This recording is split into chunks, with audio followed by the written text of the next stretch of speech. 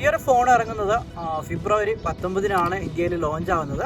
അത്യാവശ്യം premium look തോന്നിക്കുന്ന അതുപോലെ തന്നെ വളരെ കുറഞ്ഞ പ്രൈസിൽ കിട്ടാവുന്ന ഒരു സ്മാർട്ട് ഫോണാണ് A12 എന്ന് പറയുന്ന സാംസങ്ങിൻ്റെ ഈ ഒരു മോഡൽ. അത്യാവശ്യം കാണാൻ തന്നെ നല്ലൊരു ലുക്കാണ്. അതുപോലെ തന്നെ ഈ ഒരു ഫോണിൻ്റെ ക്യാമറ മറ്റുള്ള ഫോണുമായിട്ട് ഡിസൈന് കുറച്ചുകൂടെ വ്യത്യസ്തമായ ഒരു ഡിസൈനിൽ കൊണ്ടുവന്നിരിക്കുന്ന ഒരു മോഡലോടെയാണ്. അത്യാവശ്യം ബോറൊന്നും ഇല്ലാത്ത ഡിസൈനാണ്. അതുപോലെ തന്നെ 128 GB ഇൻറ്റർണൽ സ്റ്റോറേജ് വരുന്നുണ്ട്, 6 GB റാം വരുന്നുണ്ട്. അതുപോലെ തന്നെ ഈ ഒരു മോഡൽ 64 GB വരുന്നതുകൊണ്ട് 2 വേരിയൻറ്റിലായിട്ടാണ്. അതുപോലെ തന്നെ വളരെ ഒരു കാര്യം പറയേണ്ടതെന്ന് പറയുന്നത് ഇത് വളരെ ഒരു പ്രൈസ് ബഡ്ജറ്റിൽ ഒതുങ്ങിയ ഒരു 14,000 രൂപയുടെ അടുത്ത് വരുന്ന അല്ലെങ്കിൽ 14,000 രൂപയ്ക്ക് ഉള്ളിൽ വരുന്ന ഒരു സ്മാർട്ട് ഫോൺ ആയിട്ടാണ്. നമുക്ക് ഇതിൻ്റെ കറക്റ്റ് പ്രൈസ് അറിയില്ല, കാരണം എന്ന് പറയുന്നത് ലോഞ്ച് ആയിട്ടില്ല. 19-ാം തീയതിയാണ് ലോഞ്ച് ആവുന്നത്. നമുക്ക് കൂടുതൽ കാര്യങ്ങളിലേക്ക് കടക്കാം.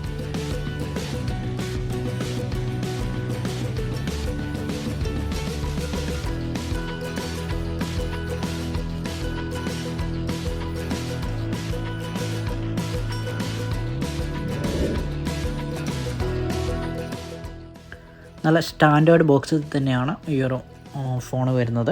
സാംസങ്ങിൻ്റെ ഇപ്പോൾ വരുന്ന ഫോണുകൾക്ക് ഈ ഒരു ഫ്യൂച്ചേഴ്സും കാര്യങ്ങളും ബോക്സിൻ്റെ മുകളിൽ കൊടുക്കാറില്ല. പിന്നെ ബോക്സിൽ വരുന്നതെന്ന് പറയുന്നത് ചാർജറും അതുപോലെ തന്നെ ഇയർഫോണും പിന്നെ എന്ന് പറയുന്നത് ടൈപ്പ് സിയുടെ ഒരു കേബിളുമാണ്. ഏറ്റവും വലിയ പ്രത്യേകത എന്ന് പറയുന്നത് ഇത്രയും വില കുറവാണെങ്കിലും 6.5 ഇഞ്ചിൻ്റെ ഡിസ്പ്ലേ വരുന്നുണ്ട്. അതുപോലെ തന്നെ 5000 mAh ബാറ്ററിയാണ് വരുന്നത്. ഈ ഒരു ബോക്സിൽ വരുന്ന ഇത്രയും കാര്യങ്ങളാണ്. MOLED ഡിസ്പ്ലേ അല്ല, LCD ഡിസ്പ്ലേ ആണ്. അത്യാവശ്യം നല്ല ക്വാളിറ്റി LCD ഡിസ്പ്ലേ ആണ് ഇതിൽ കൊടുത്തിരിക്കുന്നത്. 15 വാട്ട്സിൻ്റെ ഫാസ്റ്റ് ചാർജിങ് സപ്പോർട്ടിംഗ് ആണ്. അതുപോലെ തന്നെ താഴെയാണ് സ്പീക്കറും കാര്യങ്ങളൊക്കെ വരുന്നത്. സൈഡിലാണ് ഫിംഗർ പ്രിൻറ്റ്, അതായത് പവർ ബട്ടൻ്റെ മുകളിൽ. അതിൻ്റെ മുകളിൽ തന്നെ വളരെ സ്ലിമ്മായിട്ട് കൊടുത്തിരിക്കുന്ന വോളിയം ബട്ടൺ കാണാം. ഇതിൻ്റെ ക്യാമറ ഡിസൈൻ ആണ് ഞാൻ നേരത്തെ പറഞ്ഞത്, വളരെ ഒരു വ്യത്യസ്തമായിട്ടുള്ള ഒരു ഡിസൈനിലാണ്. ഐഫോണിൻ്റെ 11 Pro ഒക്കെ ആ ഒരു രീതിയിൽ തന്നെ അതേ ഒരു പൊസിഷനിലാണ് ക്യാമറയും വരുന്നത്. മുകളിലേക്കായിട്ട് ബോറില്ലാത്തൊരു ക്യാമറ ഡിസൈൻ തന്നെയാണ്. പിന്നെ എന്ന് പറയുന്നത് ഇതിൻ്റെ അടുത്ത് പറയേണ്ട ഒരു കാര്യമാണ്, 48 മെഗാപിക്സലിൻ്റെ ക്യാമറയാണ് വരുന്നത്. അതുപോലെ തന്നെ മെയിൻ ക്യാമറയാണ് 48 മെഗാപിക്സൽ. പിന്നെ എന്ന് പറയുന്നത് 5 മെഗാപിക്സലിൻ്റെ ഒരു ക്യാമറ വരുന്നുണ്ട്, 2 മെഗാപിക്സലിൻ്റെ 2 ക്യാമറ. ഇങ്ങനെ ടോട്ടൽ 4 ക്യാമറയാണ് വരുന്നത്. മാക്രോ ലെൻസും അതുപോലെ തന്നെ ഡെപ്ത് സെൻസ് ചെയ്യാൻ വേണ്ടിയിട്ടുള്ള ക്യാമറ ഒക്കെയാണ് വരുന്നത്. വൈഡ് ആംഗിൾ അവൈലബിൾ ആണ്.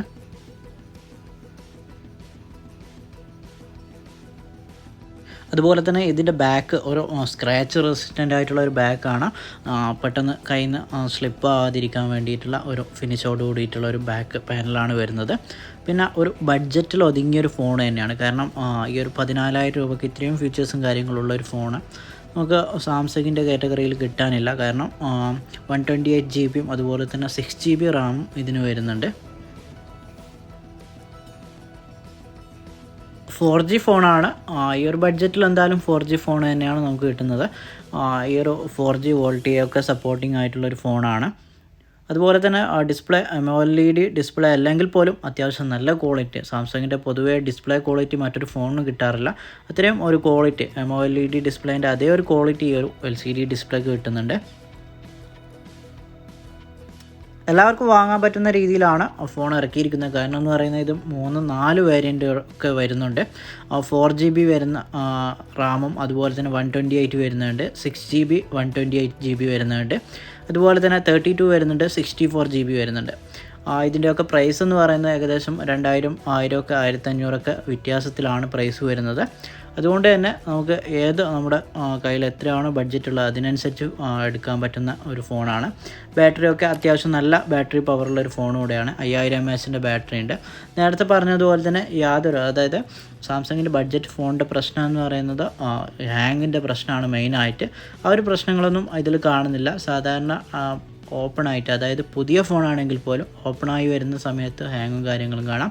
പിന്നെ ക്യാമറയിൽ വൈഡ് ആംഗിൾ സപ്പോർട്ടിംഗ് ആണ്. അതുപോലെ തന്നെ 10x നമുക്ക് സൂമിങ് ലഭിക്കുന്നുണ്ട്. ലൈവ് ഫോക്കസ് അവൈലബിൾ ആണ്, സ്ലോ മോഷന് അതുപോലെ തന്നെ പ്രോ മോഡ് അവൈലബിൾ ആണ്, HDR മോഡ്. ആ ഒരു ഓപ്ഷനൊക്കെ നിങ്ങൾക്ക് ഈ ഒരു ക്യാമറയിൽ കാണാം.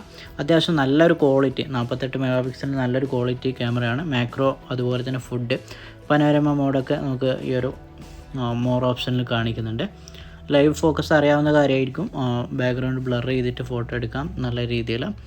സെറ്റിങ്സിലേക്ക് വരുവാണെങ്കിൽ നമുക്ക് ഇതിൽ FHD റെസൊല്യൂഷനിൽ എടുക്കാൻ പറ്റും. 30 ഫ്രെയിം സെക്കൻഡിലാണ്. അതുകൊണ്ട് തന്നെ വലിയ രീതിയിലുള്ള സ്റ്റെബിലൈസേഷനും കാര്യങ്ങളൊന്നും ഉണ്ടാവില്ല.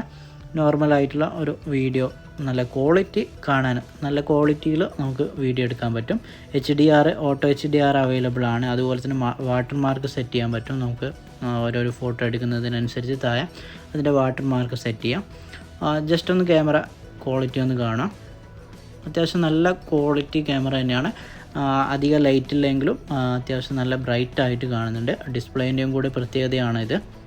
ഗെയിമിംഗ് റിവ്യൂവും കാര്യങ്ങളൊക്കെ നമുക്ക് മറ്റൊരു വീഡിയോയിൽ ചെയ്യാൻ പറ്റും. ജസ്റ്റ് ഒന്ന് ഈ ഒരു ഫോൺ കിട്ടിയപ്പോൾ ചെയ്ത വീഡിയോ ആണ് ഇത്. ഇന്ത്യയിൽ ലോഞ്ച് ആവുന്നത് ഫെബ്രുവരി 19 അപ്പോൾ നമുക്ക് ഗെയിമിംഗ് റിവ്യൂവും കാര്യങ്ങളൊക്കെ ചെയ്യാം. എന്തായാലും ഹെവി ഗെയിമിങ് കാര്യങ്ങളൊക്കെ നമുക്ക് കളിക്കണമെങ്കിൽ 6 GB റാമും അതുപോലെ തന്നെ 128 GB ഉള്ള അത് എടുക്കേണ്ടി വരും. PUBG പോലുള്ള ഇപ്പം നാട്ടിൽ PUBG ഇല്ല, പകരം അതുപോലെ ഒരുപാട് ഗ്രാഫിക്സ് ഉള്ള ഗെയിമുകളുണ്ട്.